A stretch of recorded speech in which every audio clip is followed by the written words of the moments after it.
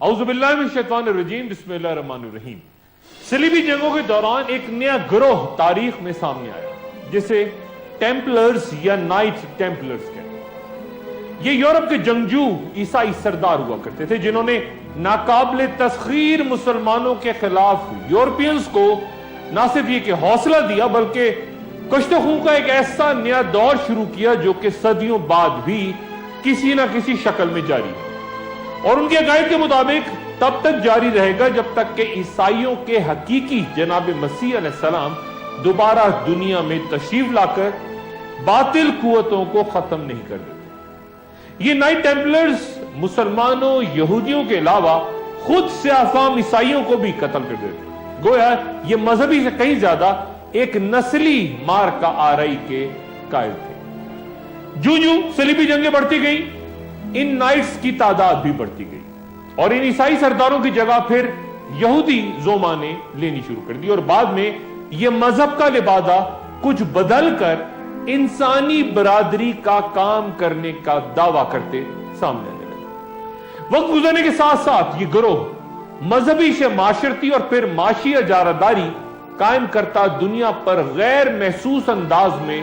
حکمرانی کا سوچنے لگا۔ پس پردہ رہ کر عام کاروباری اداروں سے لے کر حکومتوں تک کو اپنے مقاصد کے لیے بنانا اور گرانا ان کا مخصوص ہنر بن گیا۔ یہ سوال اہم کہ انہوں نے خود کو نائٹ ٹیمپلرز یا شروع میں ٹیمپل یا ہیکل کا محافظ کیوں کہا؟ یہ کس چیز کی حفاظت کر رہے تھے اور کس لیے کر رہے تھے اور کس سے کر رہے تھے؟ محققین کا کہنا ہے کہ یہ شروع میں صرف 12 ٹیمپلرز، اور یہ کسی ایسے خزانے یا مقدس تبرکات کی حفاظت کر رہے تھے جو بیت المقدس یا ہیکل سلیمانی سے وابستہ تھی۔ کچھ ماہرین اسرائیلیات کا کہنا ہے کہ یہ تابوت سکینہ جو ہیکل سلیمانی کی تباہی کے بعد وہاں سے غائب ہو گیا تھا، وہ ان 9 ٹیمپلرز کے پاس 9 سے 13 سال تک رہا، اور پھر انہوں نے اسے ایسی جگہ چھپا دیا جہاں سے یہ خود اب نہ تو تک پہنچ پاتے ہیں اور نہ ہی یہ دنیا کے حاضر سکتا ہے۔ کسی کو معلوم نہیں کہ تابوت سکینہ کہاں ہے۔ وہ اس کی تلاش میں سرگرداں ہیں کہ ان کو دوبارہ اس کے بغیر دنیا پہ غلبہ نہیں مل سکتا، لیکن یہ تبرکات ان کو نہیں مل رہے اور نہ ہی کبھی ملیں گے۔ انہیں صرف امام مہدی آخر الزماں سے پہلے برآمد کریں گے، اور آخر الزماں میں انہیں امام مہدی کے پاس دیکھ کر کئی یہودی ایمان بھی لے آئیں گے اور بہت سے اسے تسلیم کرنے سے انکار بھی کر دیں گے۔ ان تبرکات کے محافظ کے طور پہ صلیبی دنیا میں مذہبی حیثیت سے فعال یہ گروہ تب ٹیمپلر کہلاتا تھا۔ رفتہ رفتہ یہ معیشت پہ حاوی آتا گیا۔ ایک دور ایسا بھی آیا کہ یورپ کے تمام بادشاہ تک ان ٹیمپلرز کے مقروض ہو گئے، لیکن پھر فرانس کے بادشاہ فلپس چہارم کے سامنے ان کی سازش عیاں ہو گئی۔ اس نے اس وقت کے ٹیمپلرز کے ساتھ ملے ہوئے پوپ کو برطرف کر کے ایک نئے پوپ کو ٹیمپلرز کے تمام معاملات کی چھان بین کا حکم دیا۔ حقائق جو سامنے آئے وہ توقع سے زیادہ خطرناک تھے، چنانچہ تمام ملک میں ٹیمپلرز کو گرفتار کر کے ان کی تنظیم پر پابندی لگا دی گئی، املاک ضبط کر لی گئی اور مجرم ثابت ہونے پر انہیں پھانسیاں دے دی گئی۔ تنظیم کے آخری گرینڈ ماسٹر جیکس دی مولے کو 1314 عیسوی میں دھیمی آگ پر زندہ جلا دیا گیا۔ ٹیمپلرز آج بھی اپنے اس گرینڈ ماسٹر کی قربانی کو یاد رکھتے ہیں اور اس کی یادگار کو اپنی تقاریب میں مذہبی رسم کے طور پہ منعقد کرتے ہیں۔ لیکن ایک بار پھر رائے عامہ ان کے خلاف ہوئی تو پورے یورپ میں ان کے خلاف اس بار بھرپور کارروائیاں شروع کر دی گئی، گرفتاریاں، سزائیں، پھانسیاں، اور پھر انہوں نے ایک نیا سبق سیکھا کہ ایک ہاتھ میں قوت اور اقتدار خطرناک ہو سکتا ہے، اس لیے اسے تقسیم کر دیا جائے۔ میں اس نظریے کو بالکل تسلیم نہیں کرتا، لیکن یورپ کے مغرب کے کئی مورخین جو اس گروہ کی تاریخ پہ گہری نظر رکھتے ہیں، کئی کتابیں بھی انہوں نے لکھی، وہ کہتے ہیں کہ دنیا میں جو نیا جمہوری نظام سامنے آیا وہ انہی کے نئے نظریے کے باعث تھا، جو کہ بادشاہت کا متبادل تھا، کیونکہ اس برادری نے غالباً محسوس کیا کہ زیر زمین رہ کے نظام پہ گرفت رکھنا زیادہ مناسب ہے۔ فرانس کے بادشاہ فلپس چہارم سے بچ کے کئی ٹیمپلرز اسکاٹ لینڈ پہنچ گئے اور وہاں انہوں نے رفتہ رفتہ خود کو مضبوط کیا، لیکن بالکل پس منظر میں چلے گئے کہ لوگ انہیں بھول جائیں۔ 1717 عیسوی میں ٹیمپلرز دوبارہ یورپ میں ابھرے اور ان کی نئی شناخت ٹیمپلرز کی نہیں بلکہ فری میسنز کی تھی، اور ٹیمپلرز کے نئے گروپ یعنی فری میسنز کا پہلا شاہی خاندان کا رکن پرنس آف ویلز فریڈرک تھا، جس میں برطانیہ کے کئی بادشاہ، ملکائیں، شہزادے بعد میں شامل ہوتے چلے گئے، اور یہاں تک کہ وزیر اعظم چرچل کو بھی فری میسن کہا جاتا ہے۔ نئی شناخت اور گروہ میں معاشرے کے قداور لوگ شامل ہو گئے، اور آج بھی لاہور کے مال روڈ پہ وہ عمارت موجود ہے جو ایک دور میں فری میسنز کا پرنس ایلبرٹ وکٹر لاج 2370 EC کہلاتی تھی، اور جسے برطانیہ کے گرینڈ لاج نے 1885 میں تعمیر کیا تھا، اور جو کہ 1972 میں ذوالفقار علی بھٹو کی جانب سے پاکستان میں فری میسنز پر پابندی لگانے کے بعد سے اب تک خالی ہے۔ زیادہ بات میں لاہور کی اس عمارت پہ اس لیے نہیں کروں گا کہ کئی گرینڈ ماسٹرز اور ماسٹرز جو پاکستان میں فری میسنز کے نمائندے ہیں وہ اس عمارت کو واپس لینے کے لیے عدالت گئے، اور یہ معاملہ اس وقت زیر سماعت ہے۔ کراچی میں بھی فری میسنز کی ایک عمارت عبداللہ ہارون روڈ پر، جسے پہلے وکٹوریا روڈ کہتے تھے، اس پہ فوارہ چوک کے نزدیک گورنر ہاؤس سے کچھ فاصلے پہ موجود ہے، ہوپ لاج۔ بیان ہوتا ہے کہ آزادی سے پہلے اس میں کئی ممتاز ممبرز بھی موجود تھے اس تنظیم میں، جن میں سے کچھ کے نام اب تک اس عمارت کی دیواروں پہ لکھے نظر آتے ہیں، مثلا MMR شیرازی اور MG حسن۔ 1973 میں اس عمارت کو حکومت سندھ نے اپنی تحویل میں لے لیا، اور تب سے یہ تنظیم انتہائی خاموشی سے ملک میں کام کرتی ہے۔ آج بھی اس کے بے شمار ممبرز، ماسٹرز، گرینڈ ماسٹرز، مختلف جو عہدے ہیں ان پہ موجود ہیں پاکستان بھر میں، لیکن یہ ان الزامات سے خود کو مکمل طور پہ دور کرتے ہیں جو اس پہ لگائے جاتے ہیں کہ یہ ایک خفیہ پراسرار تنظیم ہے جس کا کوئی ایجنڈا سامنے نہیں آتا۔ یہ مکمل طور پہ تردید کرتے ہیں۔ وہ لوگ جو دجال کو کسی ایک شخص کے بجائے ایک نظام، ایک شیطانی نظام سمجھتے ہیں،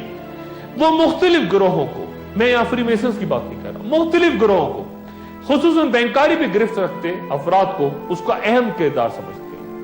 مختلف علامات ان کے نظام میں خاص پیغامات دینے کے لیے استعمال ہوتی ہیں، جن پر بعد میں کہیں گفتگو کروں گا، لیکن وہ لوگ جو فری میسنز کی علامات اور نشانات، خصوصاً ایک آنکھ، مخصوص ستارے، پینسل، کمپاس وغیرہ کو سمجھتے ہیں، پڑھ سکتے ہیں، وہ مختلف جگہوں پہ ان کا استعمال دیکھ کے چونک جاتے ہیں۔ مائیکل جیکسن جدید میوزک کی دنیا کا بے تاج بادشاہ سمجھا جاتا ہے۔ کچھ لوگ اسے فری میسن سے منسلک کرتے رہے اور کچھ اس کے مسلمان ہونے کا بھی دعویٰ کرتے رہے، لیکن دنیا کی معروف شخصیات کس طرح بے خبری میں پراسرار قوتوں کے ہاتھوں استعمال ہو جاتی ہیں، اس کے لیے مائیکل جیکسن کے معروف گانے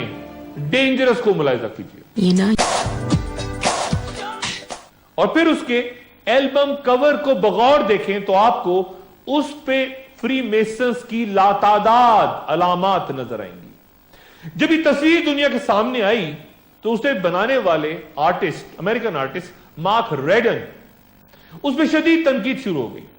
کہ آخر اس نے کیا پوشیدہ پیغامات اس ایلبم کے کور کے ذریعے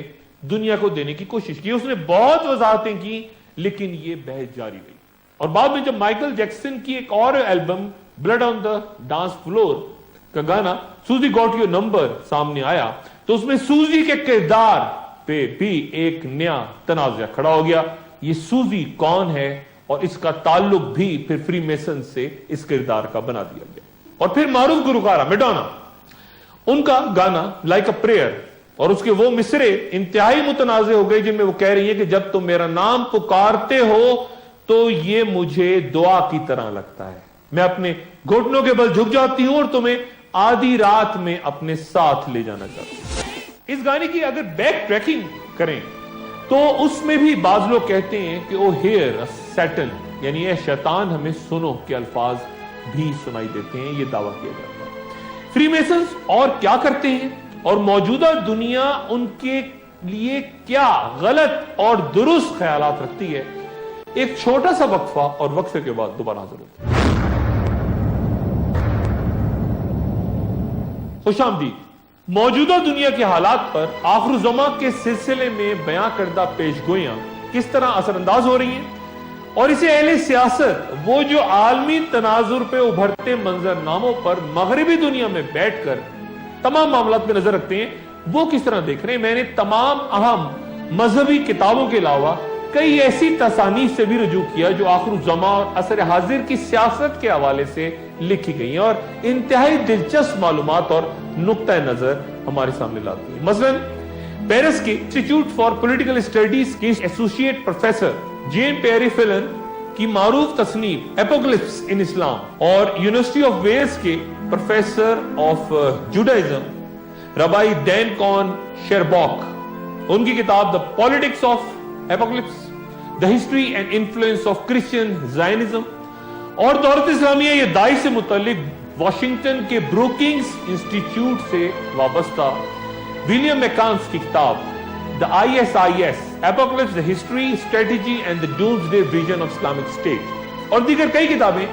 جو حالیہ برسوں میں افغانستان اور مشرق وسطیٰ میں جاری جنگوں کا تعلق ان مذہبی عقائد سے جوڑتی ہیں جن کا استعمال یہاں ایک دوسرے سے نبرد آزما مختلف گروہ آخر الزماں سے پہلے رونما ہوتے واقعات سے جوڑتے ہیں۔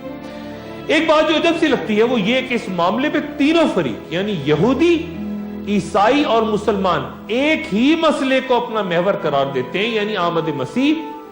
خروج دجال اور ایک حکومت عدل و انصاف کا قیام، لیکن تینوں کے نظریات بالکل مختلف ہیں۔ لیکن عیسائیت یا کرسچینٹی میں نظریہ نسبتاً سادہ اور سہل ہے، کم سے کم کیتھولکس اور آرتھوڈکس کرسچنز کے نزدیک۔ صرف پروٹیسٹنٹس عیسائیوں کے آخر الزماں میں نظریات کچھ مختلف اور یہودی خیالات سے قریب تر ہیں، جسے دیگر عیسائی یہودیائی عیسائیت یا جوڈیائی کرسچینٹی کہتے ہیں۔ جب کیتھولک عیسائیت میں مسیح کی آمد کا ذکر ہوتا ہے تو مراد صرف عیسیٰ علیہ السلام ابن مریم کی دوبارہ آمد ہوتی ہے، جسے سیکنڈ کمنگ آف جیزس بھی کہتے ہیں۔ اس دن اور گھڑی کے بارے میں کوئی نہیں جانتا، نہ فرشتے نہ بیٹا، بلکہ صرف باپ۔ جب انسان کا بیٹا اپنی شان و شوکت کے ساتھ آئے گا اور سارے فرشتے اس کے ساتھ آئیں گے تو وہ بڑی شان سے اپنے تخت پہ جلوہ افروز ہوگا۔ رسول اللہ صلی اللہ علیہ وآلہ وسلم نے فرمایا کہ قیامت کے دن لوگوں کے درمیان سب سے پہلے قتل کے فیصلے کیے جائیں گے۔ واضح رہے کہ ابو داؤد کی وہ روایت جس میں سب سے پہلے نماز کے حساب کا ذکر ہے، لیکن مذکورہ روایت کا تعلق حقوق و لباس سے ہے، یعنی دونوں احادیث میں کوئی فرق نہیں۔ جبکہ قرآن شریف میں اللہ تعالیٰ فرماتے ہیں اور ایک بنیادی اصول کو واضح کرتے ہیں، جس نے کسی ایک جان کو کسی جان کے بدلے کے بغیر یا زمین پر فساد کے بغیر قتل کیا تو گویا اس نے تمام انسانوں کو قتل کیا۔ جبکہ ایک اور جگہ ارشاد باری تعالیٰ ہے کہ وہ جو اللہ کے ساتھ کسی معبود کو نہیں پکارتے اور نہ اس کی جان کو قتل کرتے ہیں جسے اللہ نے حرام کیا ہے مگر حق کے ساتھ، اور نہ زنا کرتے ہیں، اور جو یہ کرے گا اسے سخت گناہ ملے گا، اس کے لیے قیامت کے دن عذاب دگنا کیا جائے گا اور وہ ہمیشہ اس میں ذلیل ہوتا رہے گا۔ یہ آیات اور احادیث اس مرحلے پہ بیان کرنے کا مقصد اس گروہ کے بارے میں مختصر طور پہ بتانا ہے جو کہ بہت اہمیت رکھتا ہے، ماضی میں بھی، حال میں بھی اور مستقبل میں بھی۔ آخر زماں کی ایک اہم نشانی کئی فرقوں کا جنم لینا اور خصوصاً خوارج کا طاقتور ہو جانا ہے، اور آخر زماں میں چونکہ جنگ و جدل و خونریزی بڑھ جائے گی، اسی لیے مسلمانوں کا انتہائی محتاط رہنا ضروری ہے کہ وہ خود کو ہلاکت میں نہ ڈالیں۔ چند علماء کے نزدیک فتنہ خوارج کا آغاز رسول اللہ صلی اللہ علیہ وآلہ وسلم کی زندگی میں ہی ہو گیا تھا، جب بنو تمیم کے ایک شخص ذوالخنسیرہ نامی ایک شخص نے رسول اللہ صلی اللہ علیہ وآلہ وسلم کے فیصلے پہ طعنہ زنی کرتے گستاخی کا ارتکاب کیا تھا، اور یہی شخص خوارج کی فکر و روش کا بانی سمجھا جاتا ہے۔ خوارج حضرت علی کرم اللہ وجہہ کی جماعت کے لوگ تھے جو کہ ان کے ساتھ مل کے لڑائیوں میں شریک رہے، لیکن جب حضرت علی کرم اللہ وجہ اور حضرت امیر معاویہ رضی اللہ تعالیٰ عنہ کے درمیان تحکیم کا معاملہ پیش آ گیا تو یہ گروہ حضرت علی کرم اللہ وجہ کی اطاعت سے منحرف ہو گیا اور کوفہ کے نزدیک ایک وادی ہروارہ میں آباد ہو گیا۔ یہ گروہ گناہ کبیرہ میں مبتلا ہر شخص کو کافر کہتے اور دائمی جہنمی قرار دے کر توبہ کے قائل نہیں تھے۔ وہ حضرت علی کرم اللہ وجہ اور حضرت امیر معاویہ رضی اللہ تعالیٰ عنہ دونوں کو دائرہ اسلام سے باہر قرار دے کے ان کے تمام ساتھیوں کو بھی کفر کے فتووں سے نوازتے۔ ابتدا میں حضرت علی کرم اللہ وجہ کا ساتھ چھوڑتے اس گروہ کی تعداد 8,000 اور بعض روایات کے مطابق 16,000 تھی۔ یہ لوگ الگ ہو کے ہرواہ میں ٹھہر گئے۔ سیدنا علی کرم اللہ وجہ نے انہیں سمجھانے کے لیے حضرت عبداللہ بن عباس رضی اللہ تعالیٰ عنہ کو بھی بھیجا، جنہوں نے ان سے مناظرہ کر کے ان کو قائل بھی کیا، لیکن کچھ لوگ قائل ہوئے، باقی تمام اپنی گمراہی پہ موجود رہے۔ یہاں میں یہ بات یاد دلاتا چلوں کہ حضرت عثمان رضی اللہ تعالیٰ عنہ کی شہادت کے بعد مسلمانوں میں 2 گروہ وجود میں آ گئے تھے۔ ایک حضرت علی کرم اللہ وجہ کے ساتھ جو کہ خلیفہ وقت تھے، اور دوسرا گروہ حضرت امیر معاویہ رضی اللہ تعالیٰ عنہ کے ساتھ جو کہ خون عثمان رضی اللہ تعالیٰ عنہ کا قصاص مانگ رہے تھے۔ اس نزاعی حالت سے خوارج نے بھرپور فائدہ اٹھایا اور پہلے حضرت علی کرم اللہ وجہ کی حمایت میں لڑتے رہے، مگر جنگ صفین کے دوران جب خون ریزی سے بچنے کے لیے پرامن مصلحت یعنی تحکیم یا ثالثی کا رستہ اختیار کیا گیا تو یہ تمام مسلمانوں کو کافر کہتے الگ ہو گئے۔ انہوں نے حضرت عبداللہ بن حباب رضی اللہ تعالیٰ عنہ اور ان کی زوجہ کو صرف اس لیے قتل کر دیا کہ انہوں نے حضرت علی کرم اللہ وجہ اور حضرت عثمان غنی رضی اللہ تعالیٰ عنہ کے خلاف فتویٰ دینے سے انکار کر دیا تھا۔ یہ بھی یاد دلاتا چلوں کہ آخر الزماں کی ایک علامت یہ بھی ہے کہ قیامت تب تک قائم نہ ہوگی جب تک 2 عظیم جماعتیں آپس میں نہ لڑیں اور ان کے درمیان خونریزی ہوگی، حالانکہ دونوں کا دعویٰ ایک ہی ہوگا۔ اس حدیث میں غالباً میں پہلے بھی بات کر چکا اس جنگ صفین کا ذکر ہے جس کے نتیجے میں خوارج سامنے آئے اور جو 36 ہجری میں ہو چکی ہے، لیکن نتیجے میں جنم لیتے خوارج آج تک اسلام کے نام پہ قتل و غارت میں مصروف ہیں اور آخر الزماں میں ان کی تعداد میں بہت اضافہ ہوتا چلا جائے گا۔ اور نہ صرف مسلمانوں بلکہ دیگر مذاہب میں بھی کچھ ایسے ہی فتنے جنم لیں گے جو بظاہر عبادت گزار اور بھائی چارے کا لبادہ اوڑے ہوں گے، لیکن ان کا مقصد کچھ اور ہی ہوگا۔ جیسا کہ گزری نشست میں بیان کیا تھا کہ ہیکل سلیمانی میں ہوتی عبادت کی طرح عبادت کرتا ایک طبقہ جو اپنے ملنے جلنے اور مذہبی رسومات کی جگہوں کو لاجز یا ٹیمپل کرے، وہ ظہور پذیر ہو چکا ہے صدیوں پہلے۔ کیا وہی فری میسنز ہیں یا فری میسنز کوئی اور ہیں؟ وہ تردید کرتے ہیں فری میسنز کہ ہم وہ لوگ نہیں ہیں۔ ایک بڑا تنازع تاریخ میں چلا رہا ہے۔ وقفے کے بعد کچھ فری میسنز کے بارے میں۔ خوش آمدید۔ دجال کہاں ہے؟ حضرت تمیم داری رضی اللہ تعالیٰ عنہ کی روایت اس حدیث کے بعد کہ وہ ایک جزیرے یا سمندر میں ہے، کئی علماء نے دعویٰ کیا کہ وہ مقام صرف اور صرف پراسرار برمودا ٹرائنگل ہی ہو سکتا ہے، جو کہ بحر اوقیانوس کے مغرب اور امریکہ کے ریاست فلوریڈا کے جنوب مشرق میں واقع ہے۔ یہ مغرب کی جانب خلیج میکسیکو سے جنوب میں جزیرہ لیورٹ اور پھر شمال میں برمودا تک 300 جزائر کا مجموعہ ہے جس کی آبادی 65,000 نفوس پہ مشتمل ہے۔ اکثر جزائر غیر آباد ہیں اور صرف 20 جزیروں پہ انسان بستے ہیں۔ گزرے 400 سالوں سے لوگوں نے وہاں جا کر آباد ہونے کی کوشش کی، لیکن چونکہ وہاں ماضی میں انتہائی ناقابل یقین حادثات و واقعات رونما ہو چکے ہیں، اس لیے تمام تر جدید سائنسی یقین دہانیوں کے باوجود اکثر جہازوں کی، طیاروں کی کوشش ہوتی ہے کہ اس علاقے سے دور رہ کے سفر کریں، اور اگر مسافر جہاز کی ایئر ہوسٹس سے یہ پوچھیں سفر شروع ہونے سے پہلے کہ کیا جہاز برمودا ٹرائنگل پر سے گزرے گا تو عموماً جواب ملتا ہے کہ نہیں، حالانکہ کئی جہاز ہر روز بغیر کسی مسئلے خیر عافیت سے اس کے اوپر سے گزر جاتے ہیں۔ 1813 میں امریکہ کے تیسرے نائب صدر ایرون بر کی بیٹی تھیوڈوسیا، جو کہ جنوبی کیرولینا کے گورنر جوزف ایلسٹون کی بیوی بھی تھی، اس برمودا ٹرائنگل میں غائب ہو گئی جب وہ اپنے والد سے ملاقات کے لیے اس وقت کی مشہور کشتی پیٹریوٹ میں سوار ہو کے نیو یارک جا رہی تھی۔ پیٹریوٹ کا کپتان اس وقت دنیا کا بہترین کپتان مانا جاتا تھا۔ امریکن وائس پریزیڈنٹ نے تمام تر وسائل اپنی بیٹی کی تلاش میں جھونک دیے، لیکن اس کا کوئی اتا پتہ نہ ملا۔ اور پھر اگلے ہی سال یعنی 1814 میں امریکی بحری بیڑے کا ایک اور مشہور جہاز ویسپ، اس کو بھی برمودا ٹرائنگل نگل گیا۔ اس کا کپتان ایک ہیرو کے طور پہ پوری دنیا میں جانا جاتا تھا، بہت معروف شخص تھا۔ اور پھر جہازوں کے غائب ہونے کا ایک لامتناہی سلسلہ شروع ہو گیا۔ ایک اور جہاز برمودا کے پانیوں پر اس طرح تیرتا ملا کہ اس کے تمام مسافر اور کپتان غائب، اور کھانے کی میزوں پہ کھانا اس طرح لگا ہوا تھا گویا مہمان کھانا کھاتے کھاتے اچانک کسی کام سے اٹھ کے گئے ہوں۔ کسی حادثے کا کوئی نشان نہیں تھا۔ یہ جہاز کیرول دیرنگ تھا، اور یہ پھر اسی حالت میں تیرتا تیرتا آ کے ساحل پر ریت میں پھنس گیا، اور ایک ایسا ہی جہاز ایس ایسٹیل برمودا کے سمندر میں بغیر مسافر اور عملے کے تیر رہا ہے۔ اور زیادہ تعجب کی بات یہ کہ ایک عرصے تک اسے ریکارڈ میں غرق دکھایا جاتا رہا۔ کیا عجیب بات ہے کہ ایک ڈوبا ہوا جہاز پھر سطح سمندر پہ ابھرا ہے۔ 1850 تک اس علاقے میں تقریباً 50 بحری جہاز غائب ہو چکے تھے، اور پھر 1945 سے یہاں طیارے بھی غائب ہونا شروع ہو گئے، اور یہ تب ہوا جب فلوریڈا سے 10 بمبارڈ طیارے تربیتی پرواز کے لیے اڑے، واپس آ گئے اور 2 غائب، پھر 5 مزید طیارے اسی سال غائب ہو گئے، اور ان کو ڈھونڈنے کے لیے جو طیارہ گیا وہ بھی غائب ہو گیا۔ امریکی بحریہ اور جغرافک بورڈ اس میں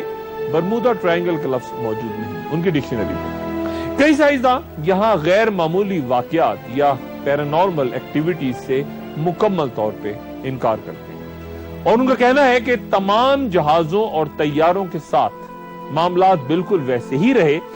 جیسا کہ دوسرے طیاروں یا جہازوں کے ساتھ دوسرے علاقوں میں، جبکہ کئی سائنسداں غیر معمولی واقعات کی وجہ اس علاقے میں ایبنارمل میگنیٹک ویوز یا غیر معمولی مقناطیسی شعاؤں کی موجودگی اور نتیجتاً قطب نما یا کمپاس کی خرابی بیان کرتے ہیں، جبکہ ایک نظریہ یہ بھی ہے کہ اس علاقے میں جنم لیتے غیر معمولی زلزلے ان سرکش موجوں یا سٹریمز کو جنم دیتے ہیں جو کہ جہازوں کو اس قوت سے اپنی جانب کھینچتی ہیں کہ وہ چند لمحات میں کہیں تہ میں جا کے گم ہو جاتے ہیں، اور انہی وجوہات کی بنیاد پہ جنم لیتے جھٹکوں سے فضا میں اڑتے جہاز اور ان کے پائلٹس اپنا کنٹرول کھو دیتے ہیں، اور مقناطیسی شعاؤں کے باعث سمندر انہیں بھی نگل لیتا ہے۔ تاریخ کے صفحات میں منگول حکمراں قبلائی خان کی 2 ناکام کوششوں کا بھی تذکر آتا ہے جو اس نے 13ویں صدی میں جاپان پر قبضے کے لیے کی تھی، لیکن ان کوششوں میں اس کے بحری جہاز کہیں پانیوں میں غرق ہو گئے تھے، اور کہا جاتا ہے کہ 40,000 فوج قبلائی خان کی ان جہازوں پہ تھی۔ یہ جگہ بحر الکاہل میں ٹوکیو سے 100 کلومیٹر دور میائک جزیروں کے گرد بیاں ہوتی ہے، اور اس جگہ کو شیطانی سمندر یا ڈیولز سی یا پھر ڈریگنز ٹرائنگل بھی کہتے ہیں۔ لیکن اس نظریے یعنی اس علاقے کی غیر معمولی ہونے کی تردید بھی سائنسدان کرتے ہیں، اور وہ کہتے ہیں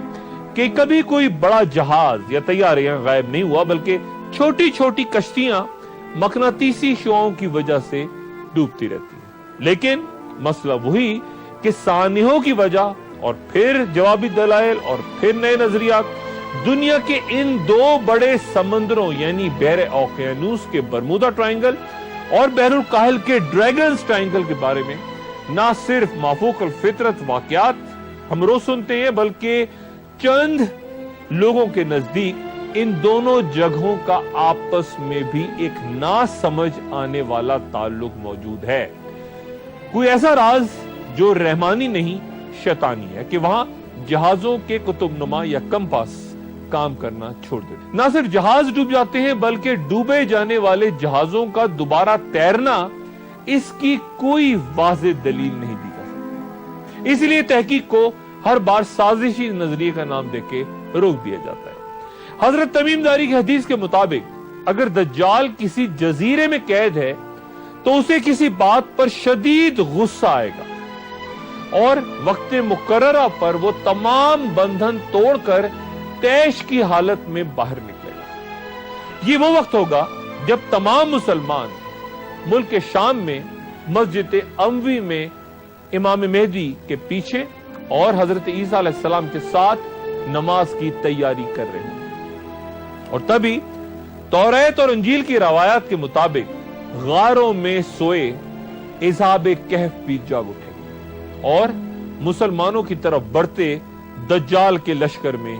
شامل ہو جائیں گے۔ دجال کے لشکر میں 70,000 افراد بیان ہوتے ہیں جو غیر معمولی طاقتوں کے ساتھ حضرت عیسیٰ علیہ السلام اور امام مہدی کی طرف बढ़ेगा। लेकिन क्या इस जंग से पहले वो हैकल सुलेमानी तीसरी बार तामीर करके एक बड़ी यहूदी सल्तनत दुनिया में बना चुका होगा? क्योंकि तभी तो उसे 70,000 का लश्कर अपना बादशाह तस्लीम करेगा। तो क्या हैकल सुलेमानी की तामीर के लिए मस्जिद अक्सा भी शहीद हो चुकी होगी? क्या यह भी आखिर ज़मा में लाजिम है मस्जिद अक्सा का मुस्तकबिल? अपने दोस्तों, रिश्तेदारों, गिरदो नवाह के लोगों का सब ख्याल रखिएगा। अल्लाह हाफ़िज़।